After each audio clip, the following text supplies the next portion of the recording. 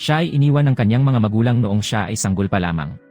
Isang araw, nakatanggap siya ng kakaibang libro na iniwan ng kanyang lola at out of nowhere, may nagpakitang Diyos. Hindi niya alam na siya ay tatawag ng mga bagong Diyos araw-araw na nagiging summoning God. Sinanju ang batang ito na ang mga magulang ay karaniwang nagpiyansa sa kanya mula pa noong unang araw. Kaya siya ay pinalaki ng kanyang lola. Siya ay isang uri ng Feng Shui master. Palagi niyang sinasabi na parang manghuhula sa gabi, nagbabasa ng mga tadhana ng mga tao. Pero maging totoo tayo, puro voodoo nonsense lang yan. Tinatrato niya ito na parang gawa-gawang pantasya mula sa isang baliw na matandang babae. Pero hey, may kailangang magpatuloy sa legacy na ito, di ba? And guess who that someone is? Oo, Nanju. Ang isang walang trabaho na talunan sa pamilya na pinilit na sundin ang mga yapak ni Lola. Kapag tumanda na siya at nagsimulang maggansilyo, talagang malalaman niya kung ano ang ibig sabihin ng pagiging isang matanda. Kaya, pagka-uwi niya, nakuha ni Nanju ang mga Feng Shui na aklat na ito mula kay si Tuzang, na nagtutulak sa kanya na maunawaan ang pamana ng kanyang lola at, alam mo, bayaran ang mga bayari. Sinimulan niyang guluhin ang mga gamit ni Lola at humanap ng diary. Marahil ay makakahanap din siya ng ilang mga tutorial sa gansilyo doon. Sinimulan niyang buklatin ang tala-arawan, ngunit lahat ito ay nasa Chinese. Hindi niya maintindihan ang squat. Kaya, nagbibiro siya sa paligid, kumikilos na parang isa siyang master ng sinaunang mahika. Ikinumpas niya ang kanyang mga kamay at pumunta, Powerball jackpot, ngayon din. Biglang may maliwanag na ilaw. Ang kalendaryo sa dingding ay nagsimulang mag-flip na parang nahuli sa isang buhawi at dumapo sa 29. At mula sa ilaw na ito ay lumabas, mabuti, isang sanggol. Ipinakilala ng sanggol ang kanyang sarili bilang Zonyon, isa sa mga Diyos ng kalendaryo. Ipinaliwanag ng maliit na Diyos na ito sa harap niya na tulad ng kanyang lola. Si Nanju ay isa na ngayong kasinungalingan na pinili niya ng kakaibang kalendaryong COVID-19. Ano ba ang nangyayari? At anong kinalaman ng lola niya dito? Baka panaginip lang ang lahat ng ito at nakakahuli ang katandaan ng kanyang lola.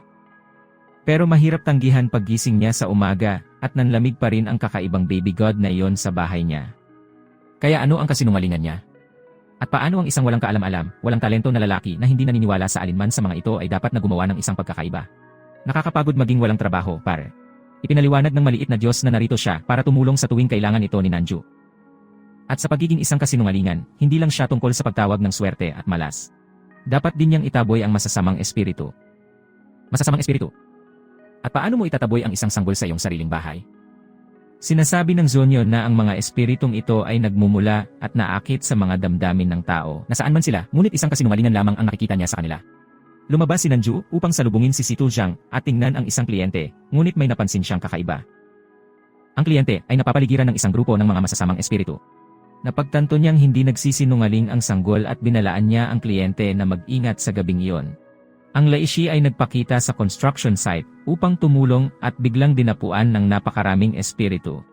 Tumawag siya sa Zonyon at ginagamit ng Diyos ang kapangyarihan ng mga ilog at dagat upang hampasin ang mga espiritong iyon sa paligid. Nakikita ni Nanju ang Diyos na ginagawa ang kanyang bagay at sa tingin niya, okay, iyon ay medyo mabilis. Out of nowhere, may mga espiritong sumusubok na salakayin siya ng direkta. Siya ay nagtatapos sa pagpapatawag ng isang kalasag sa anumang paraan, walang ideya kung paano niya nakuha yon at pinoprotektahan siya nito. Ang problema ay, ang kalasag ay hindi sapat na malakas laban sa napakaraming masasamang espiritu. Mas lumala ang mga bagay nang mapansin ni Xiaonan na ubos na siya sa jutsu. Sa una ay nalilito siya, ngunit pagkatapos ay naiintindihan niya ito. Samantala, walang ideya si Nanju kung ano ang nangyayari. Bakit nawawalan ng kapangyarihan si Xiaonan? At bakit siya kumikinang na parang maglalaho? Ipinaliwanag ng Zonyon na ito ay 11 PM. Tapos na ang shift niya at hindi na siya nag-overtime. Sinabi niya kay Nanju na tumakbo para dito at pagkatapos ay mawala. Nakikita ng mga espiritu ang kanilang pagbubukas. Milyon-milyon sa kanila laban sa isang taong walang trabaho. Napakarami para sa patas na batas sa paggawa. Muling naniningil ang mga espiritu, ngunit lumitaw ang isang mahiwagang bilog at hinaharangan sila ng apoy. Ganap na nawala si Nanju, ngunit napansin niya ang isang bagong Diyos na nagpakita lamang para sa susunod na shift. Kinilala niya ang bagong Diyos bilang si Choksi at muling nakaramdam ng pag-asa. Ngunit nang bumaba na ang kanyang bantay, may humawak sa kanyang paa. Kaya siguro ito ang mga bugyemen na binalaan siya ng kanyang lola. Sinusubukan niyang labanan ang mga ito, ganap na walang silbi, hanggang sa lumitaw ang isang aso upang protektahan siya. Ang bagong Diyos ay karaniwang pinuno ng ilang Cosmic Canine Patrol. Ang nilalang ay umatake muli, at ang Diyos ay gumagalaw, mabilis na gaya ng hangin, pinalabas ang mga demonyo nang may katumpakan. Naglakad ang Diyos patungo sa kanya, at biglang nakaramdam ng sakit si Nanju. Napansin niya ang kakaibang pulang enerhiya, ngunit hindi ito pinansin dahil sinabihan siya ni Choxie na magwala. Hindi na kailangang sabihin ng 2 beses. Umuwi si Nanju sa pag-aakalang naging maayos ang lahat. Ang problema, nagsimula na namang umatake si Choxie. Walang lakas si Nanju para ipagtanggol ang sarili, at iniwan siya ng Diyos na parang wala lang. Tao, ang tala-arawan na iyon ay dapat na may kasamang kung paano protektahan ang iyong sarili mula sa hindi nahuhula ang gabay ng mga Diyos. Ang kasinungalingan na wala siyang ideya kung ano ang nangyayari at tumatawag para sa Sion. Pilit na iniiwasan ng munting Diyos ang kanyang mga tanong. Ngunit nais malaman ni Nanju kung bakit sa lupa ay may isang Diyos sa kanyang bahay na hindi makapagpigil sa kanyang sarili at kung bakit niya siya inatake. Ipinaliwanag ng Sion na si Lord Choxie ay orihinal na sobrang mabait at mabait, ngunit sa paglipas ng panahon, siya ay inaalihan ng masamang enerhiya. Habang pinapatay niya, mas nagiging unstable ang kanyang emosyon. Siya ay karaniwang mapanganib at nakamamatay, tulad ng isang taong may pinakamasamang pagkasira ng team kailanman. Ngunit ano ang magagawa ni Nanju? Ang maliit na Diyos ay tumangging sumagot at nagsimulang maglaho. Si Nanju ay medyo gustong maglaho sa manipis na hangin. Dahil walang sumasagot sa kanya, siya mismo ang nagpasya na sundan sila. Ang kasinungalingan ay kumuha siya ng talim at humarap sa Diyos sa kanyang bahay. Kung atake ulit ang Diyos, this time magiging ready na siya. Ngunit isang sirang bintana lang ang nahanap niya. Kinabukasan, nagising si Nanju. Wala pa ring palatandaan si Choxie. Narinig niyang may kumakatok sa pinto at kumuha ng kutsilyo para protektahan ang sarili. Baka si Choxie yun. Kahit na kung ang Diyos ay hindi nag-abala sa pagbukas ng pinto nang siya ay umalis at nabasag lang ang isang bintana, bakit siya magalang nakakatok ngayon? Sa halip, nakita niya ang 2 bata sa kapitbahayan at si Tita Wang na narito para sa hapunan ng bagong taon. Napagtanto ni Nanju na nakalimutan niya ito. Bigyan mo na siya ng pahinga. Siya ay masyadong nag-aalala tungkol sa hindi mapuputol sa maliliit na piraso ng isang hormonally unstable na Diyos. Sinusubukan niyang pasayahin ang mga bata at magpaalam. Matapos isara ang pinto, tumingin siya sa gilid at nakita niya ang Diyos na nakatingin sa kanya. Sinubukan ni Nanju na tumakbo at sinabihan ang Diyos na maghintay sa bahay habang pupunta siya sa tindahan. Siyempre, hindi nakikinig ang Diyos. Isa siyang Diyos. Kahit sa supermarket ay hindi siya matatakasan ni Nanju.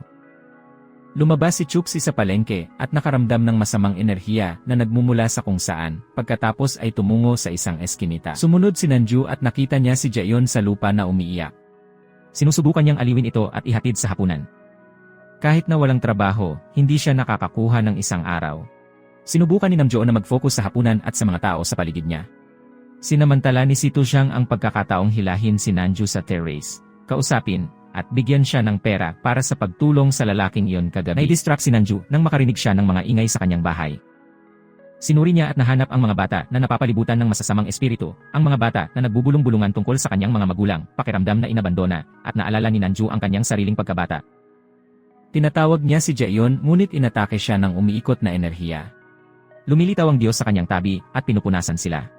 Nanghihina ang bata at nakatulog ng mahimbing.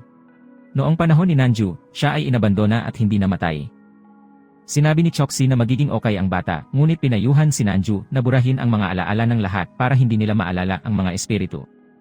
Ang kasinungalingan ay mas gugustuhin niyang burahin ang sariling alaala para bumalik siya sa pagiging isang normal na taong walang trabaho. Hindi alam ni Nanju kung paano, ngunit tinuturuan siya ni Choxie. Lumipat si Nanju at tumawag sa bahay ni Jaeyon. Nagpanggap siyang kaibigan ng mga magulang at nangako na babalik sila sa lalong madaling panahon. Nagising si Nanju sa isang pagsabog at tumakbo palabas ng bahay. Ano ba kasing nangyari? Tumingin siya sa likod at nakita niya ang mga paputok na pinaputukan siya ng isang bata. Ang lalaki ay hindi na makatulog kahit walang Diyos na nagpapakita at hinihila siya palabas. Paano niya mapoprotektahan ang mundo kung hindi man lang siya makatulog ng maayos? Ipinakilala ng munting Diyos ang kanyang sarili bilang si Danayan. Ipinaliwanag niya na ang mga paputok na ito ay nakakasakit at nag-aalis lamang ng masasamang nilalang. Si Lei Shi ay nananghalian kasama ang kanyang pamilya at pagkatapos ay si Si Tuxiang ay nagpakita upang dalhin siya sa isang bagong kliyente. Sa pagkakataong ito, ang kliyente ay ang may-ari ng Ruware Museum. Ipinaliwanag ni Danyan na ang mga artifact doon ay sinaunang at sobrang mahalaga. Ipinakilala ni si Tuxiang si Nanyu sa matandang direktor ng lugar. Ngunit biglang namatay ang mga ilaw at nagsimulang manginig ang lupa. Napagtanto ni Danayan na hindi lamang ito isang regular na lindol at nagpaputok siya. Sinisigawan siya ng direktor dahil halos masira ang mga artifact. Bakit niya ipinaliwanag na ang mga paputok ay hindi nakakasira ng mga bagay? Sinabi ng lalaki na sa loob ng halos isang linggo, ang mga piraso ng museo ay nasisira at walang nakakaalam kung paano. Tinitingnan ni Donyan ang isa sa mga fragment at naramdaman ang masasamang puwersa. Sinabi niya kay Nanju ang tungkol sa kahina-hinalang timing ng mga insidenteng ito. At kung paano ang museo mismo ay nakabuo ng isang four-directional matrix. Si Leishi ay nagbabantay sa gabi kasama si Danyan. Ang maliit na Diyos ay nagpapalamlam sa mga artifact upang protektahan sila mula sa masamang enerhiya. Nakahanap si Manju ng isang pusa na nagbago sa malaki at mabilog na lalaki na tinatawag ang kanyang sarili na sweeping at isang masamang espiritu. Well, iyon ang nagpapaliwanag sa nanginginig na sahig sa museo. Siya ay sapat na malaki upang maging sanhi nito. Dinai at inatake siya ng mga paputok, ngunit ang chubby dude ay hindi umatras at sinubukang pasabugin si Nanju gamit ang kanyang kapangyarihan. Ipinagtanggol ni Leishi ang kanyang sarili sa pamamagitan ng mga proteksyon na hadlang, siping at nagbanta na paghiwalayin ang mga kalasag na iyon. Which wouldn't be hard, considering how hefty he is. Gumanti si Danyan ngunit natumba. Ipinagyayabang ng masamang espiritu na halos kumpleto na ang matris at tinutuya ang munting Diyos. Ang Danayan ay nagpapaputok ng mga paputok sa bawat direksyon, na sinisira ang mga proteksyon na spell sa mga artifact. Binasag ng pin-in ang huling enchanted object at lumipad papunta sa kalangitan. Ang matrix ay sa wakas ay naisaaktibo. Ilang oras na lang bago niya maangkin ang maalamat na kayamanan. Isang itim na dragon ang sumugod sa espiritu. Ipinatawag ni Leishi ang talaarawan sa kalendaryo na kinukulong ang dragon sa loob ng aklat. Nabigo ang chubby spirit. Kapag aktibo ang matrix, lumilitaw ang mga kayamanan at nahuhulog mula sa langit. The Almanarch Emperor's Notebook, ang scroll na kinikilala ni Leishi bilang pag-ari ni Choxi, at sa wakas, ang Black Dragon Horn. Hinawakan ni Nanju ang sungay at nagsimula itong kumikinang. Nagsimulang ipaliwanag ni Choxi na ang hawak ni Nanju ay ang Black Dragon Sword. Ito ay hindi lamang anumang lumang espada, ito ay isang relic ng Yellow Emperor. Ang taong iyon ay karaniwang isang sinaunang superhero, nakasakay sa isang itim na dragon at binubugbog ang masasamang espiritu sa lahat ng apat na sulok ng matris. Ngunit na-zone out na si Nanju sa kalagitnaan. Para sa kanya, it all sounds over the top. Emperador. Dragon. Masamang espiritu. Textbook stuff yan, hindi totoong buhay. Kaya nagtanong si Nanju tungkol sa kalendaryo ng emperador. Noon niya nalaman na kahit si Choxi, who acts all wise and godly, ay hindi kayang isalin ang mga kakaibang karakter doon. Para sa isang segundo, si Nanju ay halos matalino. Pagkatapos ng lahat, nakakakilala siya ng ilang mga salita. Parang naskim niya ang Wikipedia bago ang iba. Sinabi ng Diyos na ang mga karakter na iyon ay parang ilang matagal nang nawawalang spell. Isang nawalang spell. Ang tanging nawala sa paligid dito ay si Nanju, hindi ang mga spells.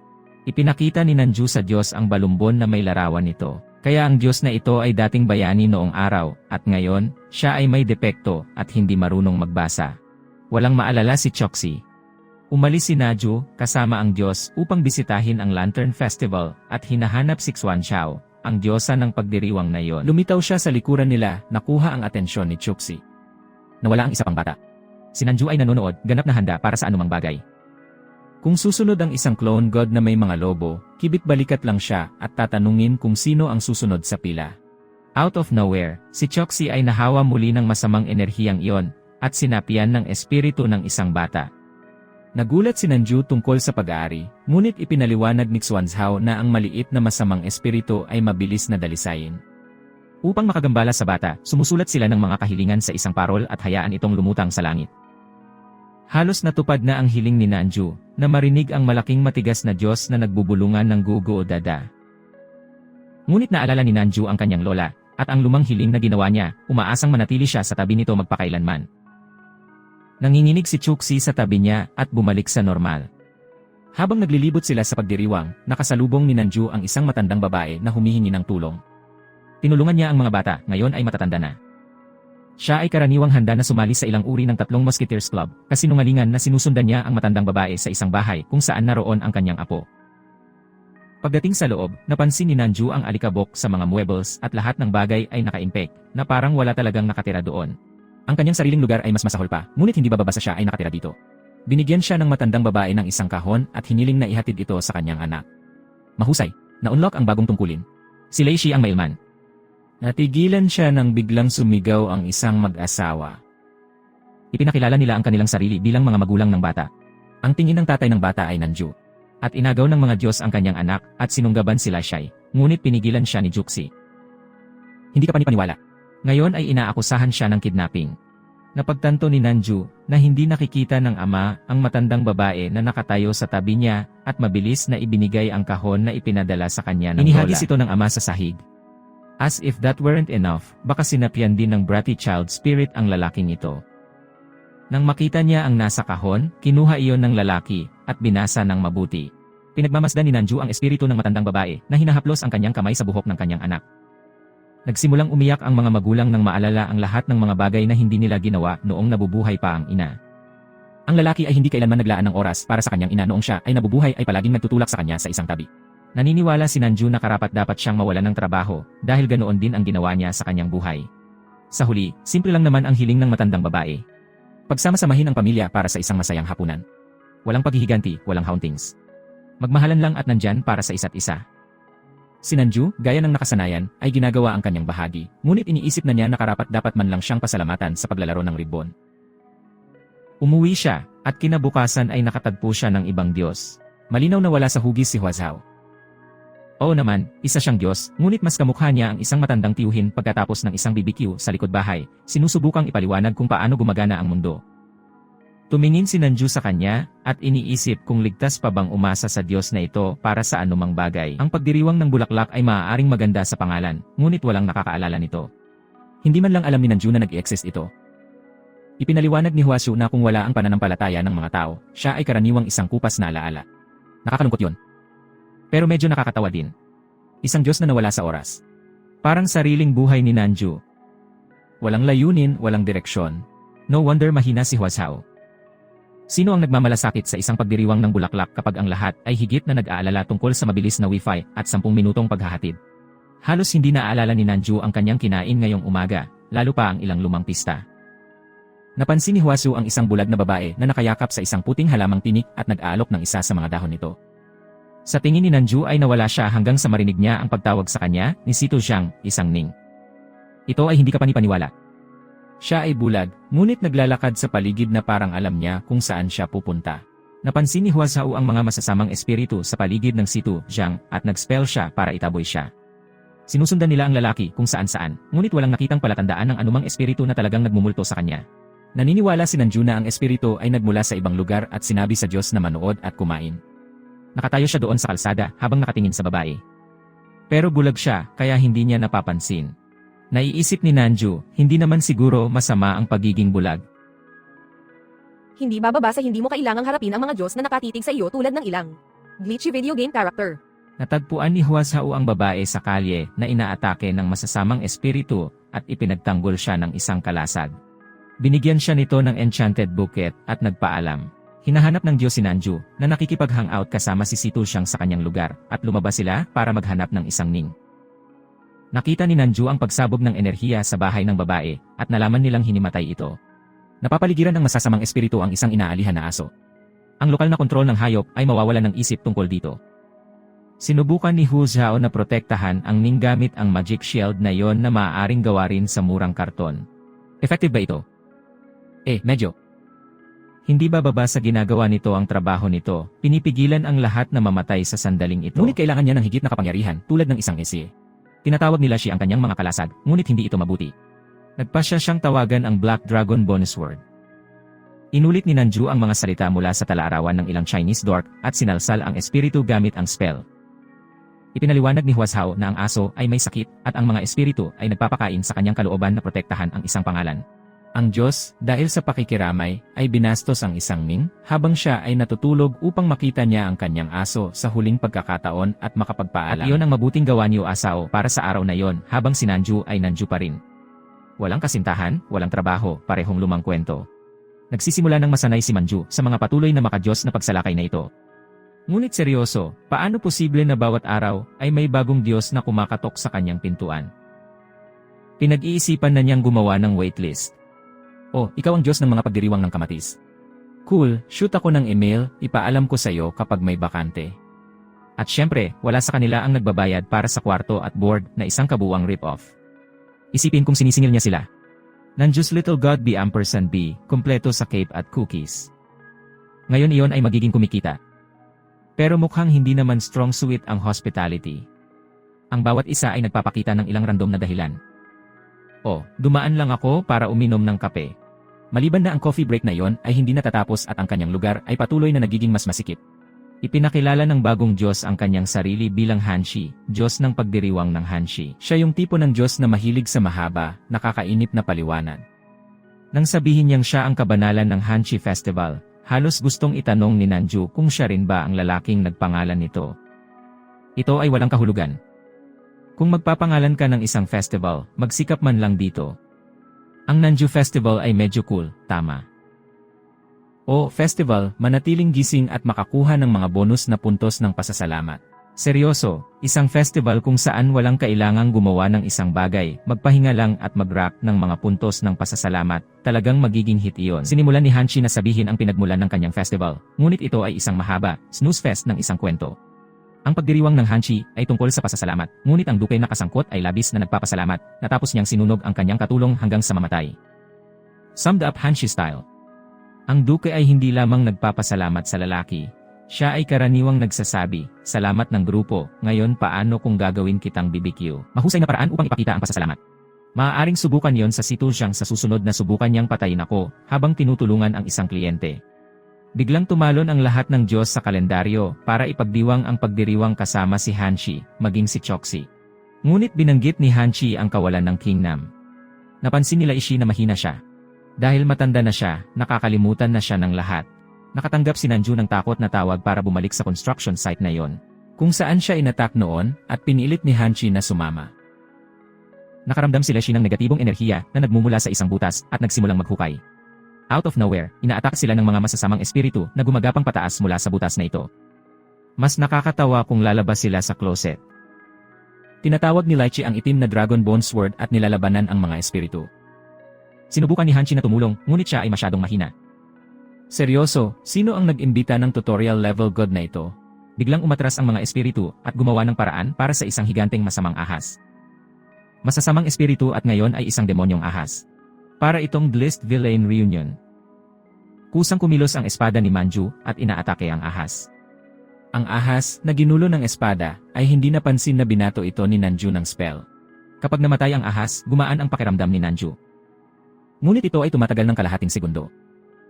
Nabuhay muli ang ahas at iniisip na ni Nanju na oras na para tumawag ng 911 o baka isang exorcist. Ngunit bago pa ito lumala, nagpakita si Troxy. Inilabas niya ang ahas sa isang iglap at pinutol ang ulo nito. Bahay ni Daddy. Si Hanshi ay bumagsak sa tabi niya at si Nanju ay nagmamadaling tumulong sa kanya. Ipinaliwanag ni Choksi na tinawag siya ng mga kasinungalingang kinatatakutan niya at masyadong mahina si Hanshi para lumaban sa tabi niya. Natigilan si Nanju nang umatake si Choksi at pinoprotektahan siya ni Hanshi gamit ang isang spell. Sa sobrang kahinaan, natumba si Tanshi at gustong humingi ng huling kahilingan. Ang kulang na lang ay kuskusin niya ang noo ni Nanju ng 3 beses na parang magic lamp, dahil tila si Nanju ay naging isang uri ng wish-granting genie ngayon. Nagising si Nanju na nalilito. Walang saysay ang panaginip na yon tungkol kay Choksi. Is it some kind of sign, o naiinip lang at ginugulo ang utak niya? Iniisip niya kung pati ang sariling isip ay iniisip na ang kanyang buhay ay mapurol. Pilit niyang binabaliwala ito, ngunit may kakaiba sa simula. Kakaiba na ang pakiramdam ng araw. Pinasalamatan siya ni Hanshi sa pagbigay sa kanyang kahilingang manatili ng isang araw pa sa Earth, kahit na hindi na niya festival. Ngayon ay ang Kingaming Festival. Gusto lang niyang makita sa huling pagkakataon ang Diyos na nilikha at pinrotektahan niya. Dinala ni Nanju ang Diyos sa pagdiriwang at nagpakita ang bagong Diyos na iyon. Ipinakilala niya ang kanyang sarili bilang Hariming. Sumigaw ang isang bata, nagtatanong kung isang uri ng karakter sa pelikula ang Diyos na ito. Isang blockbuster hit mula, tulad ng 1,000 taon na ang nakakaraan, at hindi pa siya nagbabago ng mga damit mula noon. Ang lalaking ito ay talagang mayabang at mayabang. Sinamaan ni Haringming ang ibang Diyos dahil nandoon siya. Lumapit si Lychee para ipagtanggol si Hanshi, na gusto lang makita ang Diyos na pinalaki niya sa huling pagkakataon. Wala bang nagturo sa mga Diyos na ito na pinalaki mo ang mga bata upang harapin ang mundo, hindi pa natilihin sila magpakailanman? Sinira ni Nanju si Kinming dahil sa hindi paggalang sa Diyos na nagpalit ng kanyang diaper. Iyon talaga ang tungkol sa Kinjiming Festival, tama ba? Pagsisindi ng kandila at pag-iwan ng mga bulaklak para sa mga patay. Bakit sawa na siya sa drama? Dumiretso siya sa sementeryo dahil at least may sense ang pagrespeto nila sa mga patay, parang voodoo rituals yata. Nagsimulang makipagtalo si Kingaming kay Hanchi, sinabing hindi na niya kailangang protektahan na parang bata. Malakas na siya ngayon at hindi siya kailangan. Biglang sumiklab ang apoy na dulot ng masasamang puwersa, at sinubukan ni Lishi ang isang purification spell. Ngunit ito ay masyadong maraming apoy. Pinagpapawisan si Lishi, hindi pa rin sumusuko. Sinubukan niya ang isa pang spell, ngunit ito ay tulad ng paghahagis ng tubig sa apoy ng gasolina. Ang mga apoy ay umuungal ng mas mataas. Nagmumura siya sa ilalim ng kanyang hininga at sumubok sa pangatlong beses. Siguro pangatlong beses ang alindog. Si Lishi ay nagsumite muli ng enchantment at muli ito ay walang silbi. Pumasok si King Ming, naghagis kung saan-saan upang tumulong. Sinusubukan din ni Hanchi na tumulong kahit na sobrang hina. Yung pakiramdam ng kahinaan. Laging umaasa sa proteksyon ni Hanchi, sumasabog sa loob ng Kingaming. Bumagsak si Nanju sa lupa, pagod, at napagtanto na talagang iniligtas niya ang lahat mula sa apoy. Ngunit napansin ni Hanchi na hindi lahat ay nakalabas. Ang apoy ay nagiging haywire. Nakita ni Hanchi ang apoy na sumisikat at kumakalat. Hindi na niya ito mapapansin. Tumingin siya kay Lishi. Nabigo na naman ang spell na yon. Nagpasya si Hanchi na sumubok ng iba. Parang tumakas. Ngunit nakatayo si Hanchi sa harap na linya. Sinusubukan niyang harangan ang pag-usad ng apoy, ngunit ang apoy ay masyadong mabangis. Ramdam na ramdam niya ang matinding init na parang lalabas na ito sa balat niya. Halos tapos na ang katawan niya, pero nanatiling steady ang tingin niya. Tumingin siya kay King Ming, na nakatayo roon, mukhang hindi nakakonekta sa lahat. Alam na ni Hanchi ang dapat niyang gawin. Ginawa na niya ang lahat ng kanyang makakaya. Tumingin si Hanchi kay King Ming sa huling pagkakataon bago sumabog sa banal na liwanag. Ang banal na ningning mula kay Hanchi ay nakakabulag na naghuhugas ng lahat sa paligid niya. Sumabog siya sa isang purong enerhiyang flash, isang sinag ng liwanag na tumutunaw sa apoy sa paligid niya. Ang lupa ay umuuga, ang mga pagsabog ay umaalingaw-ngaw na parang kulog. Si Nanju ay tumama sa sahig, naramdaman ang shockwave ng init na sumusunod. Nanonood si King Ming, at sa unang pagkakataon, may pumutok sa kanyang puso. Nakakaramdam siya ng sakit, isang bagay na hindi niya alam na nag-exist. Ngayon ay nanghihina na siya. Walang kwenta. Wala na siyang magagawa. Nawala si Hanchi sa pagsabog, pinupunasan ang buong apoy. Kinakain ng pakiramdam ng kawalan ng kakayahan si King Jining. Matindi ang pagkadismaya nang mapagtanto niya na, sa kabila ng lahat ng kapangyarihang natamo niya, hindi niya kayang protektahan ang nag-iisang Diyos na laging nagpoprotekta sa kanya. Nararamdaman ni Kingaming ang napakalaking kahungkagan na ito at hindi maalis ang pakiramdam na nabigo siya. Ang pagkawala ni Hanchi ay napakasakit na pakiramdam niya ay wala siyang silbi, na parang sinira niya ang kanyang misyon. Naghahalo ang sakit at galit ni Kingaming. Umiikot sa emosyonal na bagyong ito, hindi niya alam kung paano kontrolin. Pagod na si Nanju na makakita ng napakaraming kaguluhan. Lumalaban ang mga Diyos, umaatake ang mga espiritu. Ang masama pa ay parang normal lang ang lahat. Walang sinuman ang tumitigil upang isipin kung ano talaga ang nangyayari. Nagre-react lang ang lahat. Gusto lang ni Nanju ng kapayapaan, ngunit sa kaibuturan niya alam niyang hindi niya ito makukuha. Kailangan niyang harapin ang mas maraming gulo, mas maraming sigawan, mas maraming galit. Isa na namang araw ng kabuuang kaguluhan. Nais niyang maging kahit saan pa siya. Pero hindi niya kaya. Nakikita ni Nanju ang mga masasamang espiritu sa paligid ng Diyos at inatake ni King Ming. Nagpakita si Choksi at pinigilan ang Diyos na saktan ang liksi. Inalis ni Haring Ming ang mga espiritu at lalo lang nagalit. Pinapalakas niya ang ulan sa kanyang galit na parang bahagi ng kanyang pagkawalaang panahon. Sinubukan ni Kingaming na huminga, ngunit nandoon pa rin ang galit, lubos na nananaig sa kanya. Ang sakit ng pagkawala ng Hanchi ay sobra. Nakatingin siya sa langit at nararamdaman ang bagyo na sumasalamin sa kanyang galit. Ang kanyang nararamdaman ay mas malakas kaysa sa anumang bagay sa paligid niya. Pakiramdam niya ay ang pagkontrol sa bagyo ang tanging magagawa niya ngayon. Ngunit kahit na ito ay dumudulas. Nawala siya, walang direksyon. Ang mga Diyos ng kalendaryong ito ay laging handang lumaban, ngunit hindi kailanman natutunan kung paano hawakan ang kanilang mga damdamin. Parang wala silang oras para tumigil at mag-isip. Dapat silang makakuha ng ilang therapy o sila ay magwawasak mula sa loob. Walang katapusan ang galit ni Kingaming. Bawat patak ng ulan ay parang suntok sa hangin. Hindi lang siya frustrated ngayon, galit na galit siya. Galit na galit sa pagkamatay ni Hanchi. Galit na galit sa mga umaataking espiritu. Galit na galit sa sarili dahil wala siyang magawa. Hindi titigil ang ulan. Patuloy na umiiyak ang langit para sa kanya. Walang nakakaintindi. Walang nakakaalam kung ano ang kanyang nararamdaman. Binalaan ni Choksi si Nanju na alagaan si King Ming na hindi matatag pagkamatay ni Hanchi. Ang kasinungalingan ay lumabas siya sa kanyang comfort zone para alagaan ang iba. Hindi niya hiniling ang responsibilidad na ito. Pero ito siya, naglalaro ng caretaker. Hindi ba sila dapat ang nag-aalaga sa kanya, hindi ang kabaliktaran? Hindi niya akalain na hahantong siya sa ganito, pero heto siya. Sinusubukan ni Nanju na panatilihing kontrolado ang lahat, ngunit maging totoo tayo na wala siyang anumang tunay na kontrol. Parang karma. Mula sa walang trabaho tungo sa pagiging babysitter ng mga Diyos. Nagising si Nanju sa isa pang pagsabog. Tumalon siya mula sa kama, natatakot. Pero walang nagtatanong kung okay lang siya. Gusto lang niyang malaman kung bakit paulit-ulit itong nangyayari sa kanya. Wala bang Diyos na makapagsabi ng magandang umaga? Normal na araw lang ang gusto niya. Ngunit sa paligid ng mga Diyos at Espiritu, walang normal.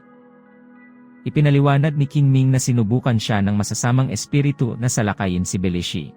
Sa lalong madaling panahon susubukan nila ang isang bagay na mas malaki pa. Iniisip ni Nanju na hindi siya dapat nasangkot sa mga Diyos na ito. Araw-araw ay isang bagong drama. Sa umaga, isa pang Diyos ng kalendaryo ang lilitaw. Duan mo. Blonde sa Lunes, morena sa Martes, isang taong mapula ang buhok sa Miyerkules, at Huwebes dalhin ang Japanese girl. Araw-araw ay ibang Diyos, at tila walang sinuman ang nagpapahinga. Palagi na lang sunod-sunod na gulo. Napansin ni Nanju na lumalakas ang ulan. Pakiramdam niya ay mas lalo siyang nahuhulog sa kaguluhan. Tumingin siya sa langit at iniisip kung hanggang kailan ito magtatagal. Normal na araw lang ang gusto niya, pero natigil siya sa walang katapusang mundong ito.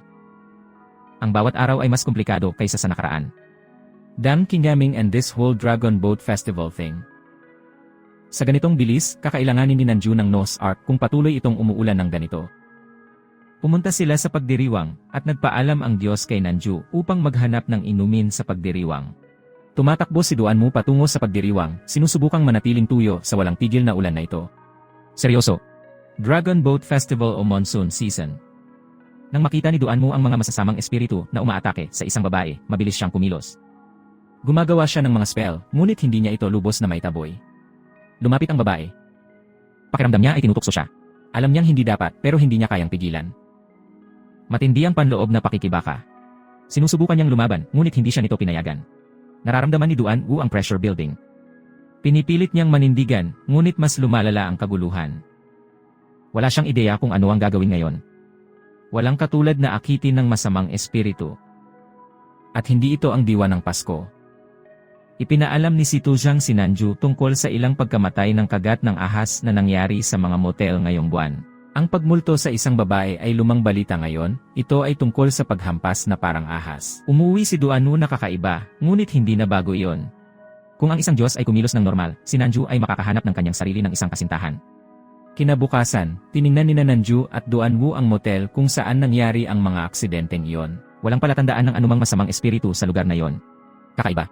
Tumingin si Nanju sa liig ni Duanmu at nakakita ng marka ng kagat. Ipinaliwanag ni Duanmu na ito ay mula sa isang babaeng iniligtas niya noong nakaraang gabi. Oh, sure, sino pa ba ang magliligtas ng babae para lang makagat ng libre? Walang tumatawag sa Nanju para sa mga kabayanihang tulad niyan. Kahit na matapos ang paghahanap, walang lumalabas na mga pahiwatig. Ang mga pagkamatay ay may ganitong vibe tulad ng isang mapang-akit na serial killer. Ang lalaki ay tila naghihiganti. Ngunit sa isang twist na parang nagpapadala siya ng makamandag na ahas para sa sobrang espesyal na tusok na iyon. Parang espesyal na pagpatay ng chef na may bahagi ng lason. Habang nag-imbestiga siya, mas nadidismaya si Nanju sa bawat dead end.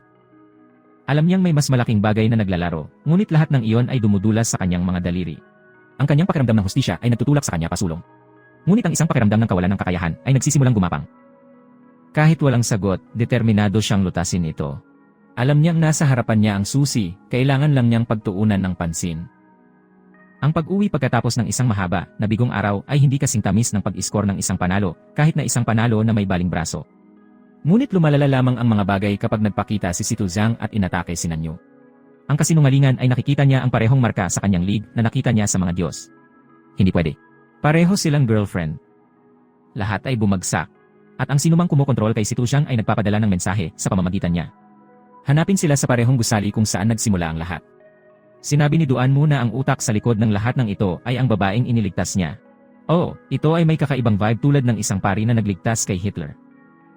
Si Tuzhang ay malamig at si Duanmu ay nagspell para alisin ang lason. Tatanggalin ni Nanju ang bruhang iyon. Kung gusto niyang maglaro sa tuktok ng food chain, dapat niyang malaman na ang mga ahas ay maaaring mabulunan ng kanilang sariling kamandag. Ang bawat galaw niya ay may layunin, bawat salita ay may intensyon. Ano ang gusto niya kay Nanju? Ang kasinungalingang kinukumpronta niya sa kanya na nagsasabing wala siyang karapatang pumatay ng tao para lang pakainin ang kanyang mga ahas. Inaatake siya ng mangkukulam dahil sa pagpapahiwatig na mas mahalaga ang buhay ng kanyang brood kaysa sa buhay ng ilang manloloko. Rule number 1. Ang isang may bahay ay walang tahanan at siya ay umaatake. Sinubukan ni Nanju ang isang malinis na tama, ngunit ang kanyang espada ay hinihiwa lamang ang walang laman na hangin. Ngayon, ang kanyang target ay naglalaro ng taguan. Ngunit ang babae ay masyadong malakas at binastos si Nanju na pumipigil sa kanya na lumaban.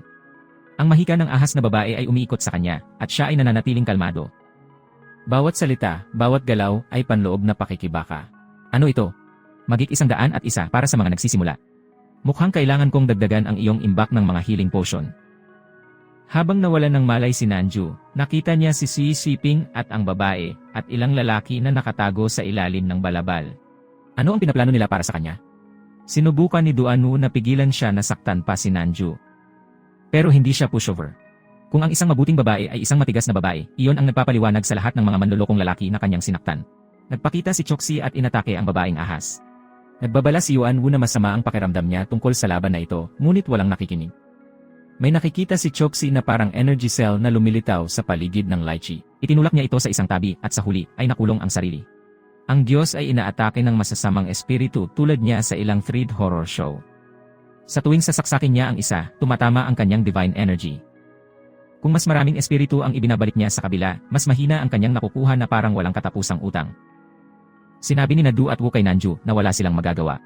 Ang cell na iyon ay isang matrix, isang lumalawak na bitag na patuloy na humihila ng mas masasamang espiritu. Dapat may layunin sila, dahilan ng pag-atake. Ngunit ano ito? Hindi susuko si Nanju. Ang kasinungalingan na tinatawag niya sa itim na dragon upang mahawakan ang problemang ito. At eto na. Ang paggawa ng pasukan na parang isang Hollywood blockbuster. Umulan na bibiyak ang mga taina. Mapanirang enerhiya sa lahat ng dako. Sinisira nito ang matrix, nawala ang mga espiritu, at tumingin si Nanju sa paligid. Mahusay, ngunit sino ang maglilinis ng gulo na ito? Ito ay ang Kixi Festival, na karaniwang nangangahulugan ng isa pang Diyos na bumagsak sa kanyang lugar. Sa pagkakataong ito ay isang Diyosa na napupuot sa romansa, at maaaring putulin ang mga relasyon na parang pinuputol ang mga lumang string. Si Kixi ay hindi isang taong pinagkakaguluhan mo. Maaari niyang tapusin ang anumang koneksyon, kahit na ang pinakamalalim at gawing laro ng random what-ifs ang buhay ng isang tao. Hoy, magkano ang sinisingil niya para putulin ang relasyon ni Nanju sa kahirapan? Sedu Zhang ay hindi maaaring pumunta sa isang araw nang hindi nagpapakita sa iyong lugar at nagdrag sa ilang problema o isang bagong kliyente. Sa pagkakataong ito, isa itong babae na 40 taon nang naghihintay sa kanyang asawa. Nakuha niya ang midlife crisis vibe na may halong pahiwatig ng natitirang pag-ibigan sa kanyang ulo. Manjus in his I have no patience for this mode but trying to stay polite. Ang mga kwentong ito ay laging nagtatapos sa isang taong lumalayo na walang dala at gaya ng dati ay nagtatapos siya sa paglalaro ng resident therapist. Kahit na ayaw ni Nanju na maging tagapayo ng sinuman, napilitan siya sa mga soap opera drama na ito. Hindi mahalaga kung gaano siya naghahangad ng isang maliit na piraso, ang kanyang buhay ay puno ng mga walang katuturang kwento na kailangan niyang pakinggan. Maghiwalay, at maghatid ng ilang payo na kahit sino ay talagang hindi susunod. Iniisip ni Nanju kung gaano kadaling mawala sa pagsasama-sama na ito. Pinapanood ni Kixi ang lahat ng ito nang may tiyak na pagwawalang bahala. Pinutol niya ang mga hibla ng kapalaran na kasing dali ng pagtatapon ng mga tao sa mga lumang kable. Gayunpaman, nangako siyang tutulungan ang matandang babae. At bilang kapalit, humingi siya ng isang bagay na pag-aari ng lalaki upang mahanap niya ang pulang sinulid na nagdudugtong sa kanila. Inakay ni Kixi ang babae sa isang garden. Nakita ng matandang babae ang lalaki na nakaupo sa ilalim ng puno. Ngunit hindi niya ito nakilala at tumalikod para umalis kasama ang ibang babae. Asawa ang tawag niya sa ibang babae. Epic ang eksenang ito. Nandyan siya pagkatapos ng 40 taong paghihintay at hindi man lang niya mayangat ang ulo para tingnan siya. Oo, patuloy ang linya. Ano ang maaari mong gawin? Sinabi ng Diyos sa kay Nanju. Lalaki ay lalaki. At iyon ang dahilan kung bakit ayaw ko sa romansa. Ang gulo ng lalaki. Siya ay isang jerk na hindi sira-sira sa 2019 pa rin. Nanonood si Nanju walang alam sa gagawin. Siya ay isang taong laging sumusubok na tumulong, ngunit ngayon ay wala na siyang ideya. Alam niyang ang mga kwento ng pag-ibig ay hindi palaging nagtatapos sa paraang inaasahan ng mga tao. Nakita niyang nagpupursige ang babae, sinusubukang muli na ipaalala sa lalaki ang pagmamahal na nararamdaman pa rin niya. Sinubukan ni Nanju na ihatid siya pauwi. Hindi niya kayang pabayaan ang matandang babae, ngunit iniisip na niya kung mayroon nga bang magagawa ang sinuman para muling isulat ang kapalaran ng isang tao. Pinipilit ng matandang babae na makita sa huling pagkakataon ang Diyosa. Dinala ni Nanju at ng Diyosa ang babae sa kanyang tahanan gamit ang pulang sinulid. Lalaki lang ang nandoon. Nababaliw siya kapag may dumating na mga bisita at sinisigawan ang kanyang asawa. Nandoon ang babae, mukhang itinapon sa kabila ng libingan na friend zone. Lumilitaw ang ibang asawa ng lalaki, at hinila ni Kixie ang isang sandali ng Goddess of Impossible Truths, na nagpapakita na ang lalaki ay nagdusa ng pinsala sa digmaan at nakalimutan ang lahat tungkol sa kanyang orihinal na asawa. Ang ibang babae ay isang simpleng caretaker lang na kinagigiliwan niya. Ang lalaki ay patuloy na iginigiit na hindi siya kilala at hinawakan ang isang picture frame na parang ito ang pinakasagradong bagay sa mundo. Ito ay larawan niya at ng kanyang tunay na asawa. Ang matandang babae ay hindi sumusuko sa kanyang asawa.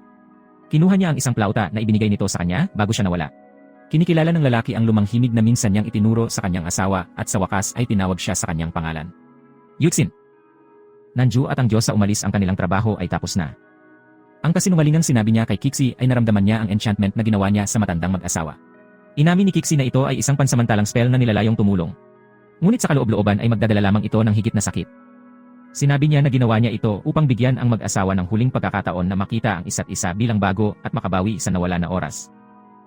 Tinanong ni Nanju ang Diyosa kung nagkaroon siya ng masamang karanasan sa pag-ibig na kumilos sa ganitong paraan. Ito ay lahat ng epikong pakikipagsapalaran, mga pangako ng walang hanggang pag-ibig, at sa huli, isang mabigat na dosis ng pagkakanulo.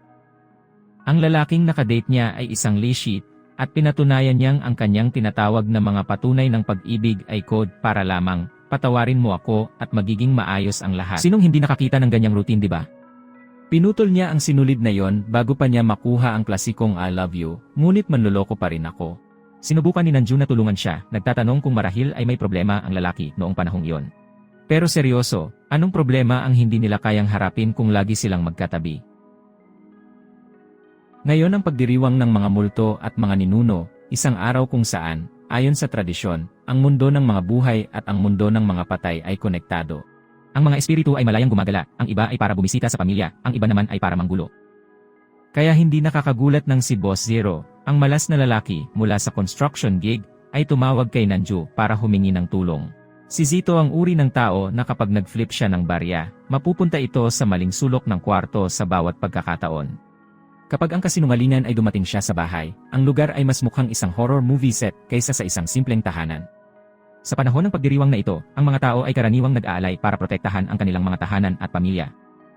Ngunit ang lugar ni Boss Zemo ay mukhang wala itong nakitang kahit isang handog sa nakalipas na daang taon. Legendary ang malas ng lalaki. Ngunit ito ay susunod na antas. Biglang may naramdaman si Nanju. Hindi lamang isang panginginig tulad ng mismong bahay na sinusubukang babalaan siya na hindi siya nag-iisa. Isang masamang espiritu. O isang tabako. Hindi nag-aksaya ng oras si Zhang Yuan sa mga formalidad. Tumingin siya ng diretso kay Nanju at ipinaliwanag ang kabigatan ng sitwasyon. Ang isang malakas na masamang espiritu ay maluwag at hindi basta-bastang multo. Ito ang uri ng nilalang na hindi mo gugustuhing makabangga kahit sa pinakamasama mong bangungot. Ito ay isang mataas na antas ng masamang espiritu na kumakain ng buhay at kapalaran na nagkakalat ng malas na parang wala sa uso. Walang oras si Nanju para magtanong kung bakit naakit ng isang second-rate na construction boss ang ganito. Nagtakda si Zhang Yuan ng bitag para mahuli ang espiritong nakakubli sa paligid ng bahay at nagawang bitag ito. Si Zhang Yuan ay kumilos na parang nagawa na niya ito ng 1,000,000 beses. Nagsimulang mag-isip si Nanju kung ilang beses kailangang hulihin ng isang Diyos ang isang espiritu bago siya mapagod sa buong pagsubok. Hindi niya maiwasang isipin kung ano ang pakiramdam ng Diyos na ito na ginagawa ang parehong lumang trabaho, paulit-ulit. Talagang hindi kung para saan ang mga Diyos. Pinagmamasdan ng mabuti ni Nanju ang demonyo, naghahanap ng anumang palatandaan ng kahinaan. Ngunit walang ipinakita ang nilalang. Ang espiritu ay gumagalaw ng hindi mahuhulaan, na nagdududa kay Nanju saglit kung ito ay isang pisikal na nilalang. Inatake ni Nanju ang demonyo, ngunit ito ay nakawala. Ipinaliwanag ni Zhang Yuan na ang demonyong ito ay isang Zhuguang Zaizai. Kakaiba siya sa anumang naharap kay Nanju. Siya ay hindi nakikita at nakamamatay, pinapakain ang vital energy ng mga tao. Higit pa riyan, ikinakalat niya ang malas bilang kanyang personal na trademark. Ang pagtawid sa mga landas kasama niya ay ginagarantiyahan ang kabuuang pagkasira. Sinabi pa niya na noong unang panahon ang mga demonyong ito ay may pinuno, ngunit pinatay siya ng Yellow Emperor. Gayunpaman, ang aura ng taong iyon ay nananatili sa mundo, kaya tinatakan ito ng mga inapo ng emperador. Ngayon ay mukhang sinusubukan ng mga espiritu na palayain ang kanilang amo. Tiyak na hindi sila bumoto sa pagtatapos ng kanilang baluktot na schedule ng trabaho, anuman ang ibig sabihin nito sa politika ng mundo ng mga espiritu. Sinubukan ni Manju na unawain kung bakit may isang malas na gaya ni Boss Zero. Ang lalaki ay walang pera, walang impluensya. Ang tanging kayamanan niya ay ang sumpa na sumusunod sa kanya sa paligid. Ang lalaki ay hindi kayang bumili ng isang disenteng kabaong kung siya ay mamatay mula sa lahat ng masamang kapalaran na iyon. Anong tinatago niya? Bakit siya gusto ng mga nilalang na ito? Ang nagsimula bilang isang simpleng pangangaso ng espiritu ay nagiging walang katapusang pagsisiyasat. Nag-iisip si Nanju kung kailan magiging diretsyo ang mga bagay, ngunit alam niyang hindi iyon mangyayari. Kinabukasan ay bumalik sila sa bahay ng lalaki at naglagay ng mas malakas na bitag. Nagpakita ang masamang espiritu at hinampas ito ni Nanju ng kanyang espada. Habang naghahanda siya para sa susunod na hakbang, nararamdaman niya ang pagtaas ng presyon. Ang orasan ay tila mas malakas kaysa sa karaniwan na parang kinukutya siya. Nakakaabala ang lahat, ngunit dahil may utak ang halimaw na kasing laki ng mani, hindi nito napapansin. Hinawakan ito ng mga tanikala ng Diyos at magkakabisa ang spell. Namilipit ang demonyo na parang isang taong nakatapak lang sa isang tumpok ng legos.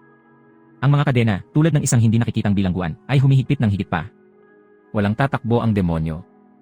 Tinamaan ito ni Nanju ng diary spell at lalo itong nagpapahina. Inihatid ni Hang Yuan ang huling suntok, isang spell na pumupunit sa hangin. Sinusubukan ng demonyo na ipagtanggol ang sarili, ngunit tapos na ang laro.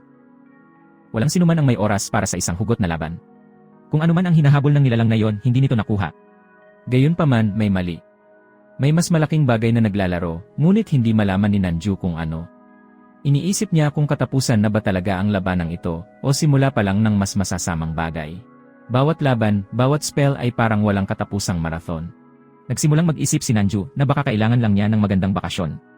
Biglang napaatras si Nanju, parang may nagpasya na matuto siyang lumipad ng walang pakpak. Nagising si Nanju sa ibang lugar. Ito ba ay isang asilum o langit? Si Choxi ay nasa tabi niya, ngunit hindi nagbibigay ng maraming paliwanag. Ang isang tao na tumatawag sa kanyang sarili na Jesus ay nagsabi na ang anting-anting ay isang longevity lock. Ang simpleng piraso ng metal na yon ay nagtataglay ng higit pang kasaysayan at mahika kaysa sa kayang ibalot ni Nanju sa kanyang ulo. Ito ay hindi lamang isang kalasag. Isa itong buhay na testamento sa pananampalataya at sakripisyo ng angkan ng Xuan Yuan. Kaya pala lucky charm lang ang bagay na yon, kumikinang ang anting-anting ngayon. Tulad ng sinabi sa'yo. Nakuha ito ni Nanju sa kanyang mga magulang. Kung ang mga magulang niya ay bahagi ng angkan ng lalaking iyon, dapat niyang malaman ang nangyari sa kanila. Bakit hindi sila kilala ni Nanju?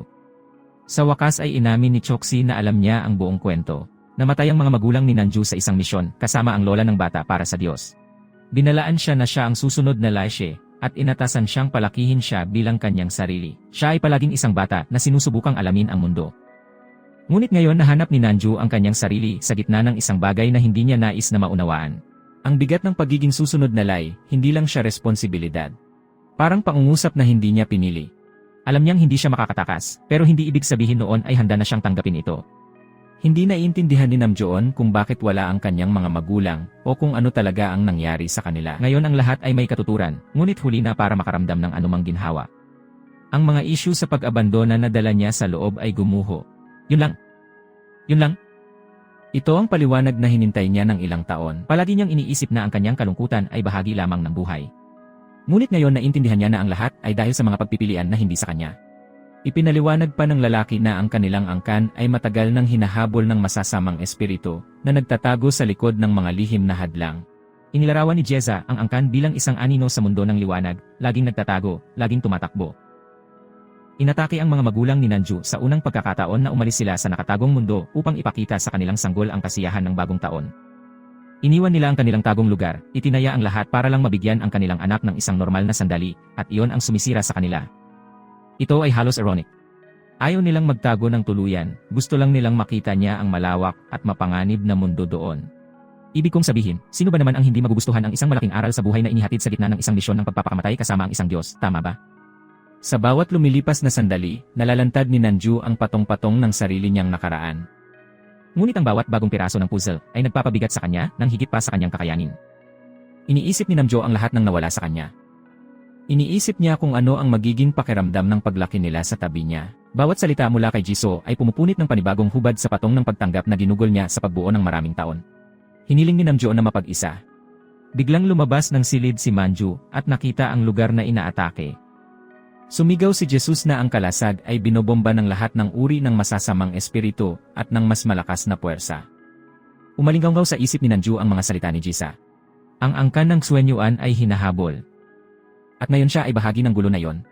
Sigaw ng lalaki para itago si Nanju. Ngunit may mas magandang ideya si Nanju, hindi nagtatago. Hindi naman siya sinanay na umupo sa mausok na silid na puno ng mga halimaw, di ba? Sa halip, hinawakan niya ang kanyang espada at tumalon sa pagkilos. Pakiramdam niya ay kasing lakas ng isang batch ng mga nagamit na baterya, ngunit matigas ang ulo ni Nanju. Hindi siya susuko. Sa bawat pagtama niya ng isang espiritu, ang maitim na enerhiya nito ay kumakalat sa hangin, ngunit patuloy lang silang dumarating, walang katapusan at walang humpay. Hanggang kailan siya makakatagal? Ang espada sa kanyang mga kamay ay nararamdaman na mas mabigat kaysa sa anumang bagay na kanyang itinaas. Pero hindi siya atras, hindi ngayon. Halos hindi na niya makayanan ang mga suntok ng espiritu, ngunit nananatili siya dito. Dahil, teka, hindi niya ibibigay sa isang demonyo ang kasiyahan ng pagkapanalo nang hindi man lang nagpapakita ng desperado na warrior pose. Pagod na pagod siya at pakiramdam niya ay anumang segundo ay mawawala ang kanyang lakas. Ngunit hindi ibinabagsak ni Nanju ang bolang iyon, hindi na lumalaban hanggang sa huling segundo. Sumigaw si Jisoo na gusto ng mga espiritu ang ikalawang bahagi ng kalendaryo ng kingdom. Ngunit ang tanong, nasaan ito? O mas mabuti pa, saan sa tingin ng mga demonyo ito? Hinanap ni Nanju si Chuxi, ngunit nalaman niyang inaalihan siya. Dapat alam niya, ang tahimik na bata ay laging may kalokohan. Ang sakit na makita siyang ganyan ay hindi kakayanin. Siya lang ang kaibigan ni Nanju ngayon, at ngayon ay kailangan din niya itong labanan. Naramdaman ni Nanju ang pag-vibrate ng sahig sa ilalim ng kanyang mga paa, habang ang mga espiritu ay humahampas sa kalasan. Alam niyang naubos na ang oras, ngunit bago pa magawa ni Nanju ang anumang bagay, tumakas ang lahat ng mga demonyo. Ang mga demonyo ay umalis, at kapag sila ay umalis, ang pag-aari ni Chuxi ay nawala sa kanila. Itinuro ni Jeza na hindi nakuha ng mga demonyo ang kanilang pinanggalingan para sa kanyang angkan ay hindi kailanman nagkaroon ng kalendaryo ng leap year na kanilang sinusundan. Nakakaramdam ng kaunting ginhawa si Nanju, ngunit hindi nagtagal. Alam niya na kahit wala na ang mga demonyo sa ngayon, ang banta ay nakatago pa rin sa isang lugar sa labas. Ang bigat sa kanyang mga balikat ay hindi pa naramdamang bumigat. Gayunpaman, sa sandaling ito, ang mundo ay medyo tahimik. Pansamantalang pahinga, siguro. Kinabukasan, umuwi si Manju na may dalang regalo mula kay Jisa, isang aklat na tutulong sa pagsasalin ng mga sinaunang wika. Isang araw na walang pasok.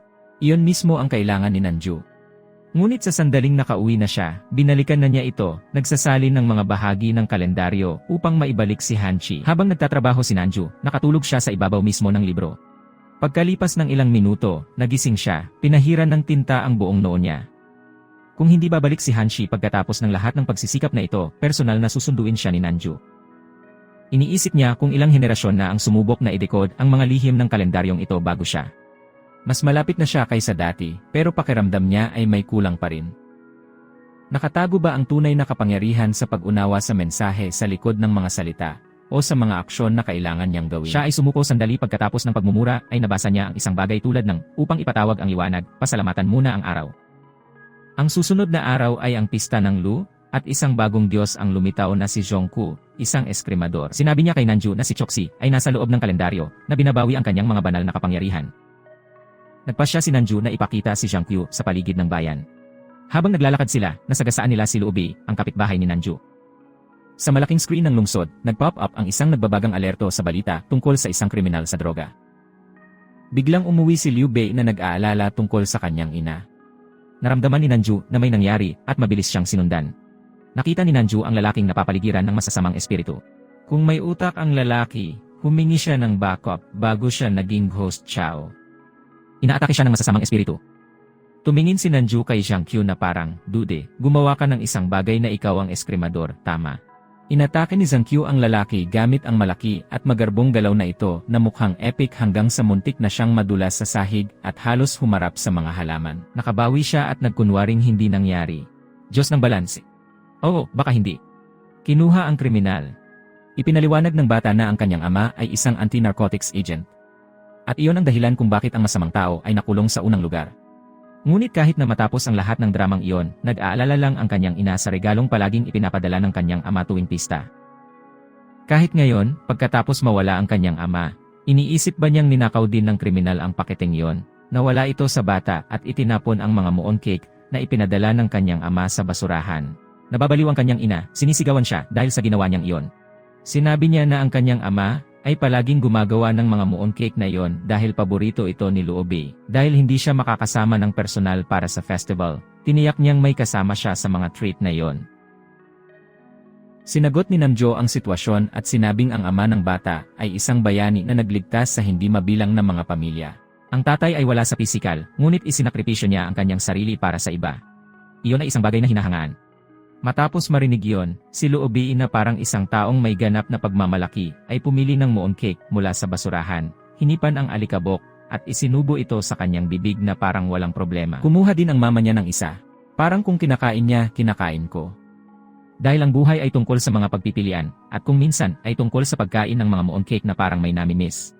Pagsapit ng takip silim, oras na para sa seremonya. Pinapanood ni Nanju ang sama-samang pagsisikap ng lahat na ibalik si Hanshi. Napapansin niya kung paano ang bawat aksyon, bawat spell, ay nangangailangan ng sakripisyo.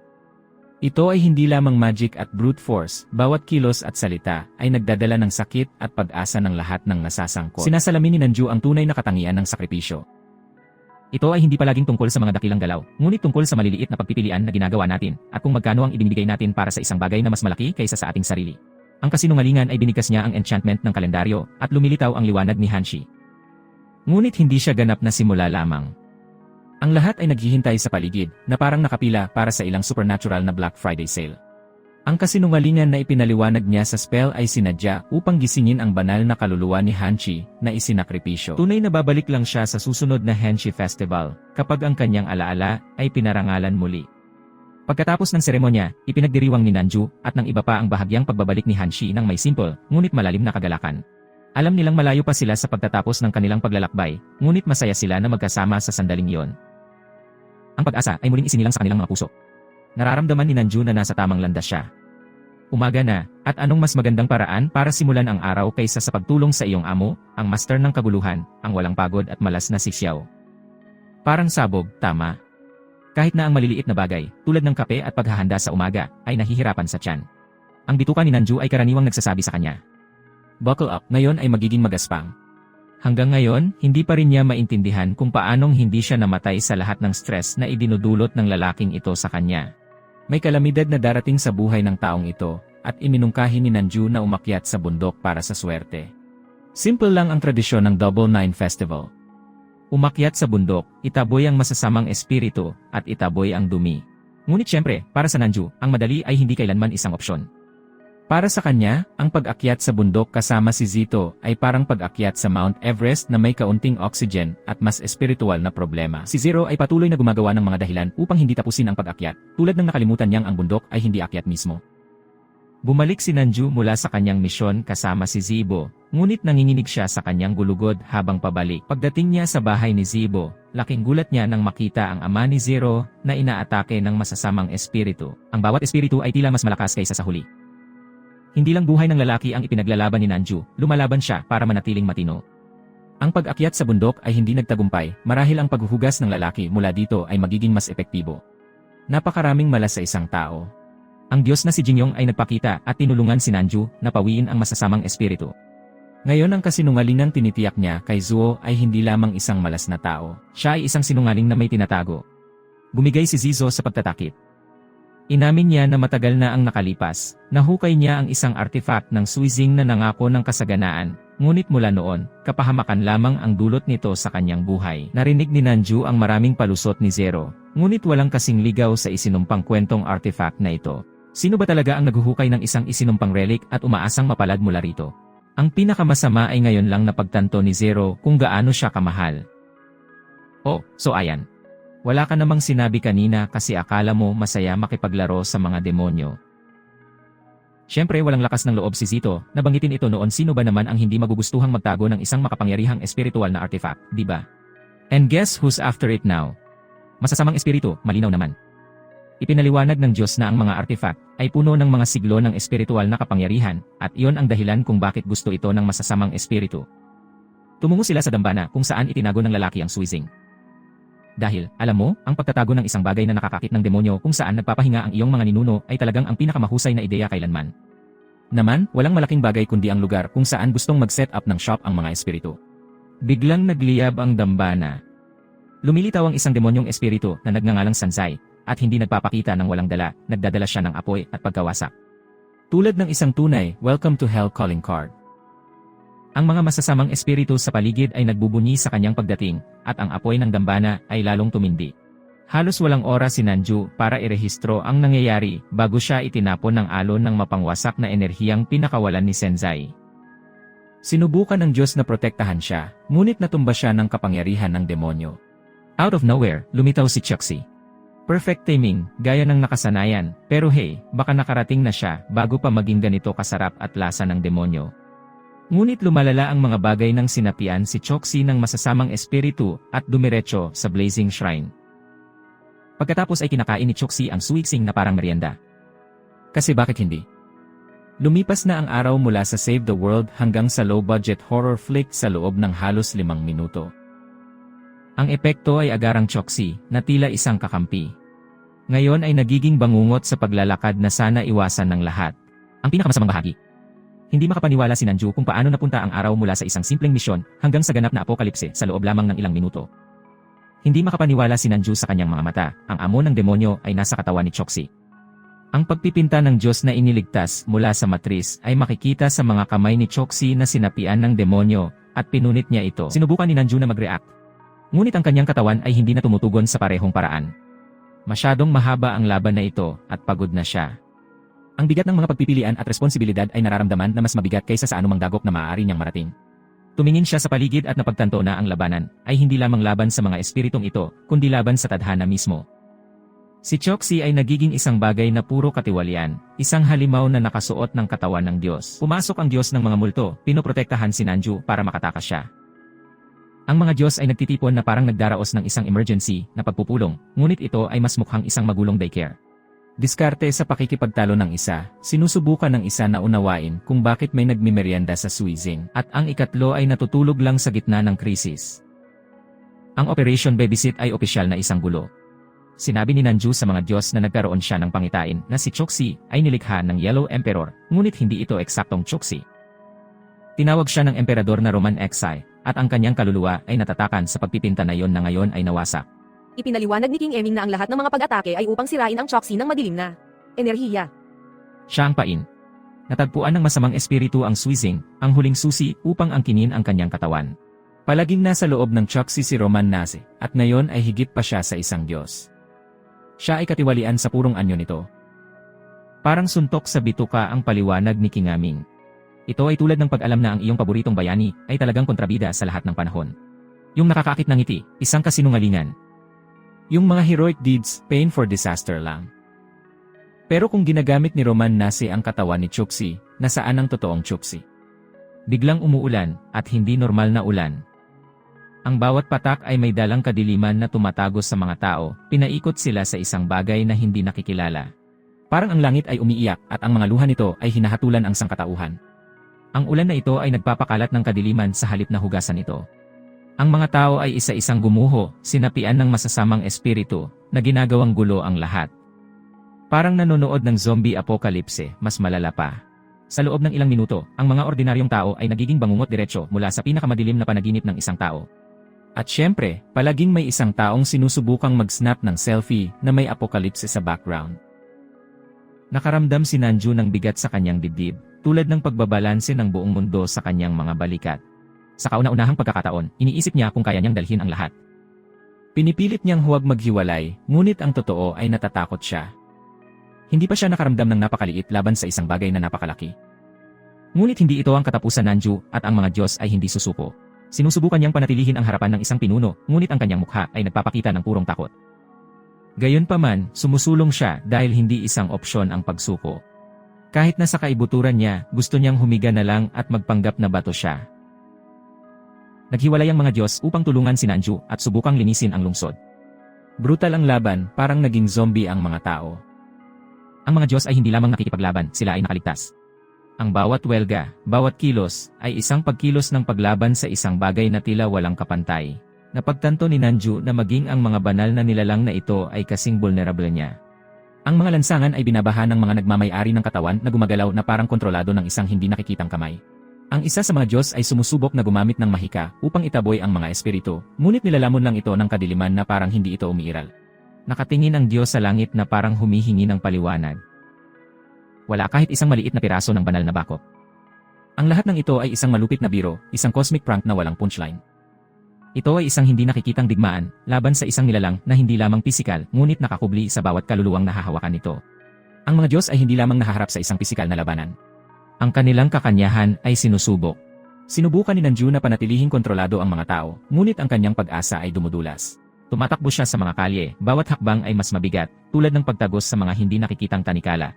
Walang laman ang mga mata ng bawat inaalihan. Na para bang nabura ang sarili nilang tao at napalitan ng puro kasamaan. Si Kixi, ang diyosa, ay nakikipaglaban nang makarinig siya ng pamilyar na tunog na masyadong pamilyar. Nakikita niya ang mga tao na kinokontrol ng hinig ng plauta. Ang tunog ay humihila sa kanyang alaala, tulad ng narinig mo ang isang boses na nawala sa iyo noon pa man. Ngunit ang nakikita lang niya ay isang demonyong papet, suot ang mukha ng taong mahal niya. Parang si Lashe, pero hindi siya. May kung anong nabasag sa loob niya nang mapagtanto niya na ang pag-ibig sa kanyang buhay ay isa na lamang hollow shell na kontrolado ng mga demonyo. Inatake siya nito, nag-iwan ng sugat sa katawan nito. Ang mas masakit ay hindi ang talim, ito ay ang katotohanang nakikita pa rin niya ang mga bakas ng lalaking minahal niya sa bawat galaw, na para bang nakakulong ito sa kanyang sarili, sinusubukang makatakas. Hindi lang masamang espiritu ang kinakalaban ni Kixi ngayon. Nilalabanan niya ang sarili niyang sakit, ang kanyang pagkawala, at ang katotohanan na ang pag-ibig sa kanyang buhay ay binaluktot sa isang estranghero. Habang lumalaban siya, naalala ni Kixi ang lahat ng kasinungalingan niya. Bawat sandali na magkasama, bawat pangako, bawat ngiti. Ngayon ang lahat ng ito ay ginagamitan ng sandata laban sa kanya. Ang bawat suntok niya ay parang tahimik na hiyaw ng kawalan ng pag-asa, alam na hindi na siya babalik. Pero hindi niya hahayaang masira ang alaala niya hindi ng ganito. Manalo man siya, hindi mawawala ang mga peklat ng laban na ito, hindi lamang mula sa kanilang mga katawan, ngunit mula sa kanilang mga kaluluwa. May kumpiyansa pa rin si Nanju na makakalagpas sila. Ngunit ang kumpiyansa na iyon ay naglaho sa sandaling makita niya ang Roman Xi kasama ang ilan sa mga Diyos sa kanila, ang mas maliliit, ang mga bata sa kalendaryo, at si Huazhao. Hinihiling ng demonyo na piliin niya ang buhay ng kanyang mga makadiyos na kaibigan o ang buhay ng mga mortal. Sa sandaling iyon, nagpapakita si Zero na umaatake sa Nanju tulad ng isang wannabe superhero na hindi nagsasanay. Isang mabilis na sipa ang nag-ayos nito. Ngunit hindi maiwasan ni Nanju na mag-isip kung dapat na ba siyang magsimulang maningil para sa mga impromptu self-defense lesson na ito. Ang kasinungalingan na sinubukan niyang makuha sa mga Diyos, ngunit sinira ni Roman na si Huazhao upang patunayan na negosyo ang ibig niyang sabihin. Sinisikap ng mga bata sa kalendaryo na protektahan ang kanilang mga sarili, ngunit ang maliliit na kamay na iyon ay walang magagawa. Bawat hit sa Roman Excellence ay pumapatay ng isa pang maliit na kislap ng pag-asa. Parang nanonood ng brutality show na walang hiniling. Si Sito Zhang ay wala ng panahon para magdalamhati. Siya ay nagpapakita at itinapon ang sarili sa away. Ito ang kanyang kaibigan, si Sito Zhang, na laging nandyan. Nagdudulot man ito ng gulo o tumutulong sa kanila na makawala dito. Ang kasinungalingang hindi niya isusuko. Lumalaban siya sa sarili niyang kahinaan. Pinapataas ng Roman Nazi ang kakilakilabot sa pamamagitan ng pagpatay sa dalawa pang Diyos, pinahihirapan si Nanju sa bawat pagkawala. Ang mga bata sa kalendaryo ay masyadong mahina para lumaban. Tinatrato sila ng Roman Xi na parang mga disposable na laruan. Dinudurog ang anumang tipak ng pag-asa na iniwan ni Nanju. Nararamdaman ni Nanju ang bigat ng pagpili, iligtas ang kanyang mga kaibigan o protektahan ang mga mortal. Paano ka pipili kapag alinman sa paraan, natalo ka? Parang nagtatanong kung aling braso ang mas gugustuhin mong mawala. Nais ni Namjoon na huminto at parangalan ang kanyang mga kaibigan, ngunit hindi pinapayagan ni Roman 11 na huminga kahit isang segundo. Isa itong sayaw ng kaguluhan at pagkawasak, at si Nanju lang ang sumusubok na magwaltz. Malakas ba si Nanju para gawin ang dapat gawin? Wala siyang choice. Ang ilan sa natitirang mga Diyos ay sumama sa Nanju. Hindi siya nag-iisa.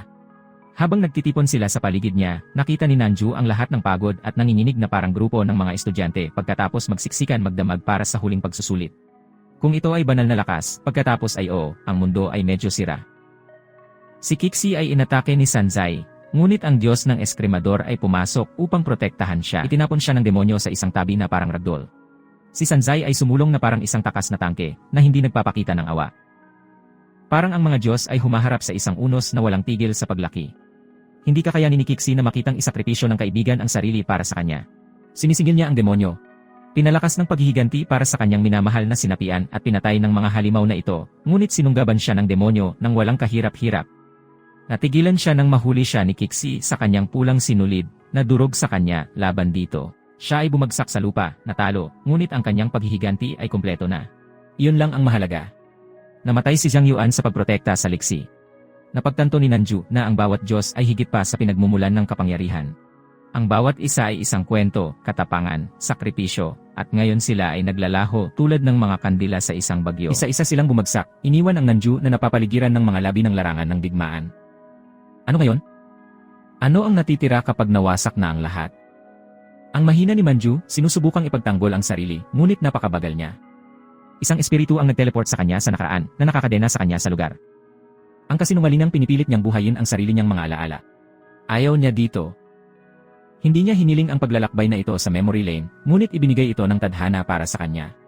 Tulad ng isang lumang reel ng pelikula, umuulit ang lahat, ngunit sa pagkakataong ito, walang kontrol ang bida. Ipinaparada ng Roman XI ang mga alaalang ito ng sakit na parang tropeo.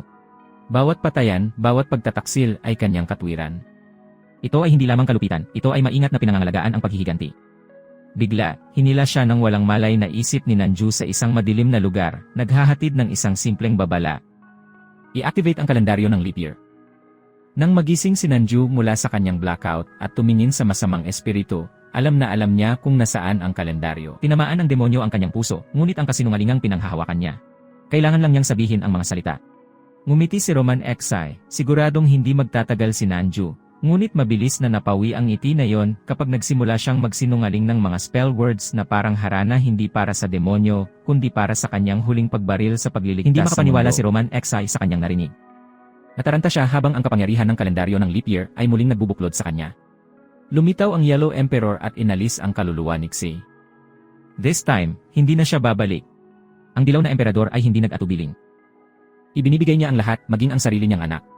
Ang banal na liwanag ay napakatindi na pumuputol sa oras at espasyo. Wala nang babalikan para sa kanya, at alam niya iyon sa simula. Ang masasamang espiritu na nagmamay-ari ng mga tao ay pinalayas ng inilabas na banal na enerhiya. Nilingon ni Nanju ang natitira. Ang mga nahulog na kaibigan, isang wasak na lungsod, at sila ay natigil sa swizing na parang isang pasanin. Ito ba ay tagumpay?